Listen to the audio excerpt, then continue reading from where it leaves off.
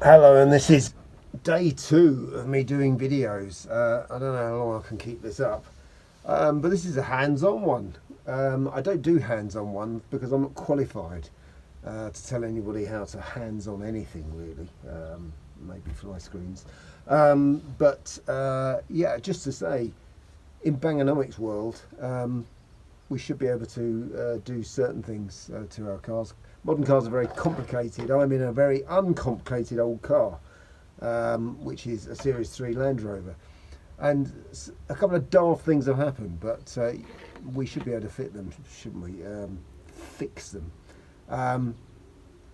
The window control, the sliding window control, is a little rectangle of glass, which is sort of affixed to the inside of the glass that allows you to put your finger on it and open, so slide open the high-tech window and bring it back. Now, it was very cold a couple of weeks ago, very, very cold indeed, and I think it just got frozen, and as I opened the window it flung off, but I managed to retrieve it, and yeah, it was as cold as an icicle, and it resembled one as well. And I went and found some super glue, so I'm going to super glue it on. I won't do it on camera because I will super glue the camera to my fingers and to myself and everything, but if it all works, I'll send you a picture. And the other thing, a little switch, a little aftermarket switch I had, detached itself. It's not the first time it's done it.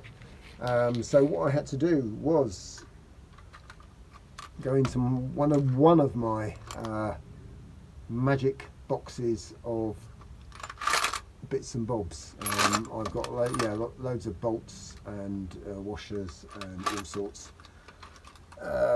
and screw threads, and you need a really, really, really, really thin one, which is that one there, and it's ideal as well when I've got a split thingamajig, so it won't come undone. So that's another thing to do. So there you go, 2 simple jobs that should give me some form of satisfaction that I've done something. Just a quick update. Things have escalated, and it means I had to remove the dashboard, but obviously with a Land Rover you just need a screwdriver, because there's 2 screws holding what amounts to the dashboard being there, and then I just have to fiddle round the back. It's quite irritating really, but there you go. A bit of gluing I don't think you want to see, but there we go. We're deep into this, and speak to you later.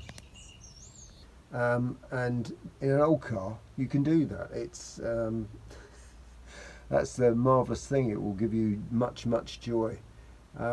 But let me see if I can do this, and if it's done, then I will just show you the results of it all. I should change all that, and that's it really.